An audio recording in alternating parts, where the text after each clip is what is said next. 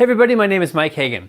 I want to talk to you about an experience I had down in Zion National Park with a lens and the Nikon Z6 system. I've been shooting with the Z6 now for quite a few months, and I've been running it through all of its paces. And one of the neat things about the Z6 that you all know is that Nikon has this really cool adapter, and it's called the FTZ adapter. In other words, the F mount to Z mount adapter, FTZ. So the Nikon Z6 uses Z series lenses, the Z mount lenses, and this is basically the kit lens. It's the 24-70 f4. Fantastic lens. It just really blows my mind at how sharp it is and how well it works. Well, of course, I've got tons of other Nikon lenses, and I want to be able to use those lenses. And so one of my lenses that I do use quite regularly, this one here, this one's called the Rokinon. This is the 14mm f2.8. Now this is a manual focus lens, and for those of you who are subscribers to my YouTube channel, you've probably seen the review I did on this lens quite a few years ago. I tested this out before I left, and I assumed that I would be able to use it just fine on my Nikon Z6. So off I went. I went to Zion and Bryce, and then a whole bunch of other places all around Las Vegas and all around St. George, Utah. I shot with this for about the first day, and I got some really good results out of it. And let me show you those photographs here on my computer. Basically what I have here is I have it all filtered out by just my keywords, St. George and Utah. I've got my cameras that I use there, and then which lens I used, and then over here I've got it sorted by tags. I've got all the green tags, which are good photos, and then the purple tags are where I started having problems, okay? So let's just look at a few photos. You can see why I like this lens.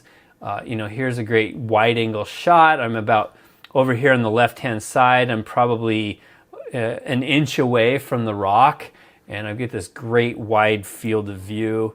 Here's my wife and my son, and as we're trekking through some kind of slot canyon stuff. Here's my daughter.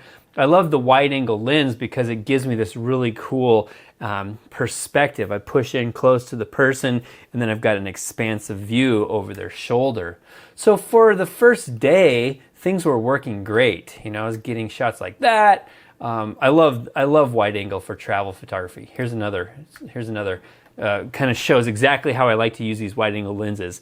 The subject here, my daughter, she's probably 4 feet away, and I've got a full body shot because I'm using that 14mm lens along with the whole environment behind her. So it provides a great sense of place. So there I am. I go to this other canyon, which is in Red Rocks. This is outside of Vegas, and I start photographing some landscapes with my 14mm lens and the FTZ adapter and the Nikon Z6, and I start hearing the lens go and I assumed what was happening was it was kind of registering the aperture.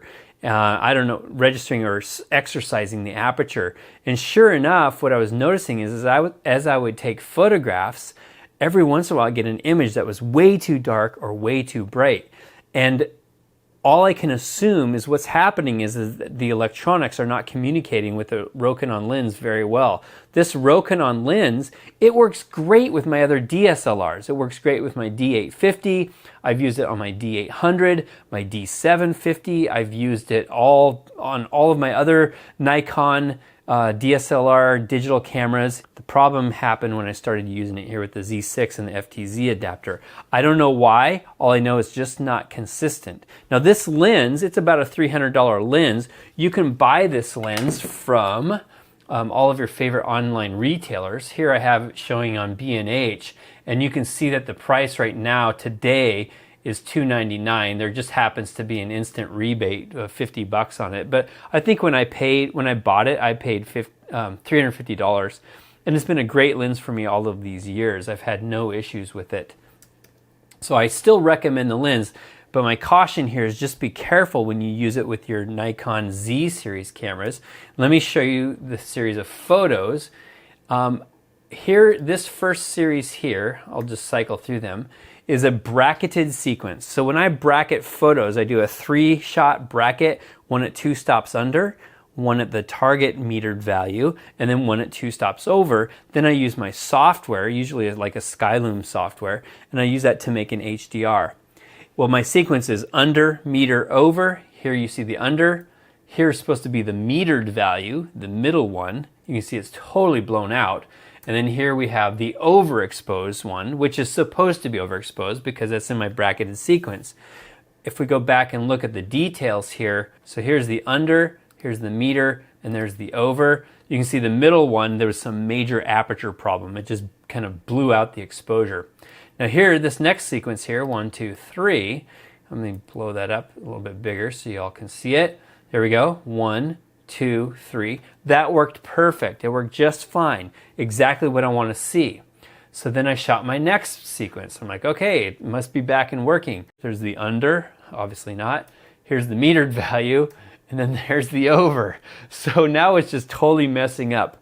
And then I'm like, well, shoot, maybe it's a bracketing issue. You know, maybe because the bracketing function is turned on the camera, maybe that's causing some exposure issues. I don't know. So then I just turned off bracketing, and then I just shot photo straight. I could still hear the lens going chick, chick, chick, chick, chick, chick, chick, as I would hold the camera. And now you see these next sequence of photos here. These are all supposed to be exactly the same exposure and the same settings. If you look in the upper left of the screen, you'll see the first one. It says 1/640th of a second at f14. Here's the next one, 1/8000th of a second. And now here's the clue. Look right there. There's no aperture value listed, which indicates there's a communication problem with the camera and this lens. So 1, 2, 1, 2. You see the difference between those two photos. They're supposed to be identical, and they're not. And then here's exactly the same setting again, but now I'm at a 2,000th of a second, and then there's no aperture statement there. So this lens is a chipped lens. In other words, it's designed to communicate with the Nikon cameras, and it does. It communicates great with my DSLRs. There's just something going on with the FTZ adapter. So, thought you'd like to know, thought you'd be helpful for you. Hey, if you like this video, give it a thumbs up down below. I would also love it if you subscribed to my channel. You can do that down below. And then finally, if you want to be notified when we have a new video, go ahead and click that bell button. And we produce a new video about once or twice a week. So hopefully this is all helpful to you. Thanks for watching, and I hope you have a great day. Keep on shooting.